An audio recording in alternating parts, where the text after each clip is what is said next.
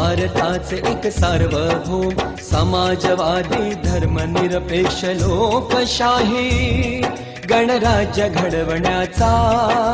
त्याच्या सर्व नागरिकास सामाजिक आर्थिक व राजनैतिक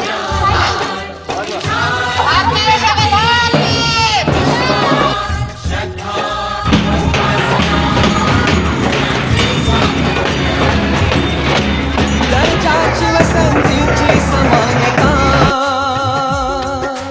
निश्चितपणे प्राप्त करून देण्याचा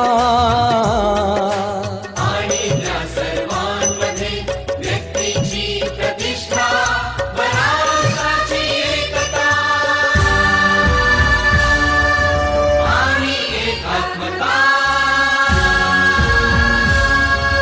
यांचे आश्वासन देणारी बंधुता प्रवर्धित करण्याचा